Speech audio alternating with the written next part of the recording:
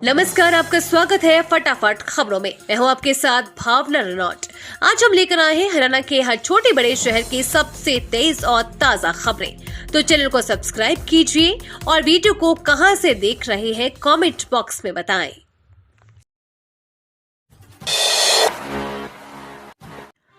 अंबाला और सोनीपत में इंडी गठबंधन पर गरजे पीएम मोदी, जानिए संबोधन की प्रमुख बातें। हरियाणा के अंबाला सिटी के पुलिस लाइन मैदान में और गोहाना के हुड्डा ग्राउंड में प्रधानमंत्री नरेंद्र मोदी ने रैली को संबोधित किया। पीएम मोदी दोपहर बाद रैली स्थल पर पहुंचे। पहले प्रधानमंत्री मोदी विशेष विमान से अंबाला छावनी के एयरफोर्स स्टेशन पहुंचे, जहां से सड़क मार्ग से रैली स्थल तक पहुंचे। यहां पीएम मोदी ने जहां प्रत्याशियों के लिए वोट मांगे तो इंडिया गठबंधन पर जमकर निशाना साधा। आइए जानते हैं उनके भाषण की प्रमुख बातें। पीएम नरेंद्र मोदी ने भारत माता की जय के साथ अपना संबोधन शुरू किया। अंबाला की धरती से पूरे हरियाणा को राम राम किया। उन्होंने कहा कि हरियाणा यानी हिम्मत, हरियाणा यानी हौसला, तभी तो हरियाणा धाकड़ है। मोदी ने कहा कि मैंने कई सालों तक हरियाणा की रोटी खाई है। हरियाणा की तरह ही मोदी ने 10 साल तक सरकार पर धाकड़ चलाई। 47 डिग्री पर तेज रफ्तार हीट वेव, जाने आने वाले दिनों में गुरुग्राम के तापमान पर मौसम विभाग का अलर्ट। गर्मी आए दिन लोगों के पसीने छुड़ा रही है। शुक्रवार को तापमान 45 डिग्री तक जा पहुंचा, जिससे दोपहर को अपने काम से निकले लोगों को काफी परेशानी हुई। दिन के समय शहर की सड़कों पर कर्फ्यू जैसा माहौल रहा। ट्रैफिक भी दोपहर के समय कम ही नजर आया। इतना ही नहीं, 12.5 किलोमीटर की रफ्तार से हीट वेव भी चली। मौसम विभाग के अनुसार अगले सप्ताह तक तापमान 47 डिग्री तक जा सकता है। शुक्रवार को दोपहर 2 बजे के करीब अधिकतम तापमान 45 डिग्री रहा, जबकि न्यूनतम तापमान 28.3 डिग्री रहा।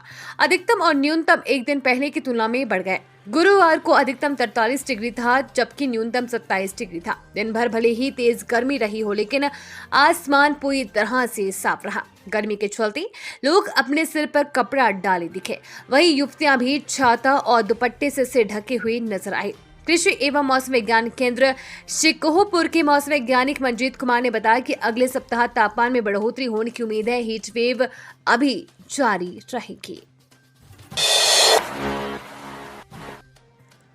किसानों के हमले पर सुभाष बराला बोले, भोले भाले लोगों की आड़ में कांग्रेस अपना रही ओछे हथकंडे। फतेहाबाद के जाखल में रात को भाजपा प्रत्याशी अशोक तंवर व राज्यसभा सदस्य सुभाष बराला के किसान संगठन द्वारा विरोध करने पर सुभाष बराला ने शनिवार को गांव कमालवाला में प्रेस वार्ता की। इस दौरान सुभाष बराला ने कहा कि लोकतंत्र में अपनी बात रखना, धरना प्रदर्शन करना व आपसी संवाद से अपनी मांगों को पूरा करवाना सभी का अधिकार है, लेकिन दंगे करके किसी को नुकसान पहुंचाने का अधिकार किसी को नहीं है।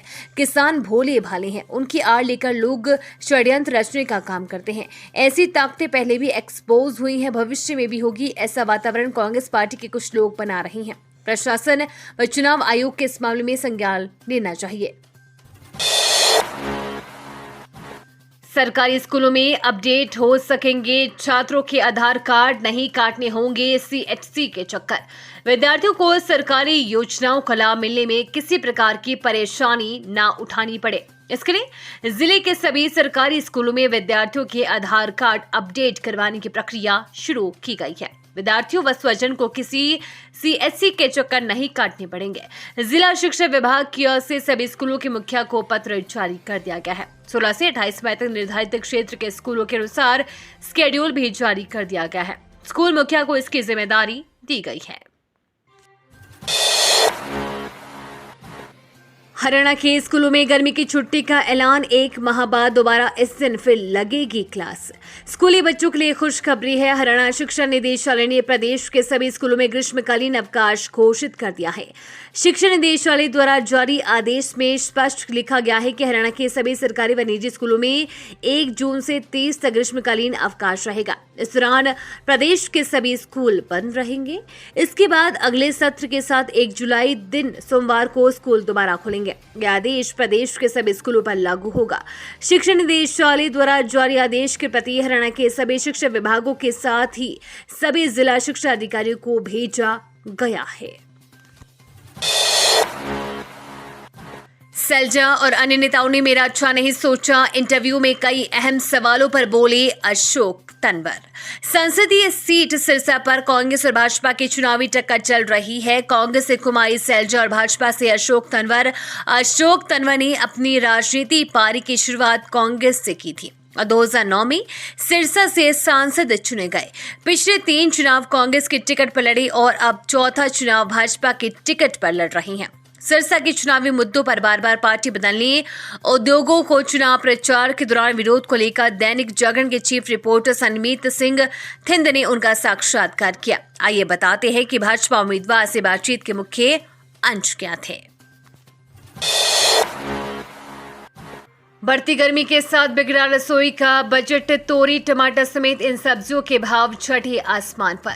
गर्मी के इस मौसम में हरी सब्जियों की डिमांड बढ़ रही है, लेकिन महंगे दाम के चलते लोगों को सब्जियों की खरीदारी करना मुश्किल हो रहा है। सब्जियों के बढ़ रहे भाव ने रसोई का बजट बिगाड़ दिया है। इन दिनों टमाटर 30 रुपए, तोरी 50 रुपए, करेला 40 रुपए, टिंडे 40 रुपए, घिया 30 रुपए, नींबू के भाव 80 रुपए प्रति किलो तक पहुंच रही हैं। सब्जी विक्रेताओं का कहना है कि सब्जियों के बड़े दामों का कारण लोकल सब्जियों की आवक का कम होना है। चुनाव में गलत जानकारी देना नेताओं को पड़ेगा भारी। जुर्माने के साथ साथ खानी पड़ सकती है जेल की हवा। झज्जर के बादले से कांग्रेस विधायक कुलदीप वत्स पर विधानसभा चुनाव लड़ने के दौरान गलत जानकारी देने का आरोप लगाने वाली एक याचिका पर हाईकोर्ट ने मामले की सुनवाई जुलाई माह तक स्थगित कर दी है। हालांकि हाईकोर्ट ने स्पष्ट कर दिया है कि चुनाव लड़ने वाले किसी भी उम्मीदवार द्वारा गलत हलफनामा दायर करने पर 6 महीने तक की सजा और जुर्माना होगा। हरियाणा में 12 जून से 20 रुपए महंगी हो जाएगी बियर। नई आबकारी नीति लागू होते ही बढ़ेंगे दाम। हरियाणा में अब शराब के शौकीनों पर भी महंगाई का असर पड़ने वाला है। शराब और बियर गटकने के लिए अब उनको पहले के मुकाबले अधिक कीमत चुकानी होगी। देसी शराब की बोतल पर 5 रुपए और बियर के लिए 20 रुपए अधिक चुकाने होंगे। अंग्रेजी व विदेशी शराब पर भी पहले के मुकाबले 5% तक अतिरिक्त राशि चुकानी होगी। 12 जून को प्रदेश में लागू होने वाली नई आबकारी नीति के तहत ये रेट तय किए गए हैं। कोल्ड ड्रिंक में नशीला पदार्थ मिला, युवती से रेप, फोटो बना धमकी देकर फिर दरंगी। कोर्ट ने दोषी डॉक्टर को सुनाई 12 साल की सजा। दिल्ली से सटे हरियाणा के फरीदाबाद जिले के स्वास्थ्य केंद्र में कार्यरत युवती के साथ रेप करने वाली एमबीबीएस डॉक्टर को अतिरिक्त सत्र न्यायाधीश ज्योति लांबा की कोर्ट ने 12 साल की सजा सुनाई और 3.5 लाख रुपए जुर्माना भी लगाया है। दोषी डॉक्टर युवती का शील फोटो वायरल करने की धमकी भी दे रहा था। Chief legal and defence council Ravindra Kumar ने बताया कि 25 वर्षीय युवती एक स्वास्थ्य केंद्र पर कार्यरत है। वहां गुड़गांव के सेक्टर 9A निवासी डॉक्टर जतिन डिंगार कार्यरत था। दोनों साथ साथ काम करते हुए दोस्ती हो गई थी। एक दिन डॉक्टर ने अपना पासपोर्ट बनवाने के लिए युवती से जानकारी हासिल की, फिर उसे अपनी गाड़ी में बैठाकर गुड़गांव पासपोर्ट कराने ले गया। वापस लौटते समय उसने रास्ते में कोल्ड ड्रिंक खरीदा और उसमें नशीला पदार्थ मिलाकर युवती को पिला दिया। उसके बाद मामा के घर अशोक का एनक्लेव जाकर दुष्कर्म किया। शादी करने का झांसा देकर संबंध बनाता रहा। हरियाणा की नई शराब नीति जेब करेगी ढीली। हरियाणा की 2024-25 के लिए नई आबकारी नीति जून से पब और बार में शराब पीना महंगा कर देगी। ये नीति आम चुनावों के लिए लागू आदर्श आचार संहिता के हटने के बाद लागू होगी। नीति में मुख्य परिवर्तन बेस लाइसेंस फीस और कारोबारी घंटों में बदलाव शामिल है। ये बदलाव बार की अर्थव्यवस्था को प्रभावित करेंगे और निश्चित रूप से ग्राहकों की जेब पर असर डालेंगे। नई नीति के अनुसार उन बार के लिए लाइसेंस फीस दोगुनी से भी अधिक हो जाएगी जो 2 बजे तक कारोबार करना चाहते हैं।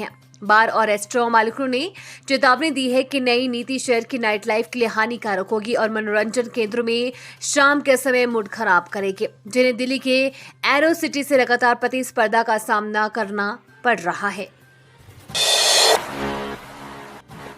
60 यात्रियों को लेकर जा रही चलती बस में लगी आग, 10 जिंदा जले, 24 गंभीर। नूंह में दर्दनाक हादसा। हरियाणा में शनिवार को दर्दनाक घटना हुई है। यहां नूंह में टूरिस्ट बस आग की चपेट में आई। इस घटना में बस के अंदर बैठे 10 लोगों की जिंदा जलकर मौत हो गई, वहीं 24 लोग गंभीर रूप से जल गए हैं। हादसे के समय बस के अंदर 60 लोग सवार थे। मौके पर पुलिस और अफसरों की टीम पहुंची है, जल्द से लोगों को अस्पताल में भर्ती कराया गया है।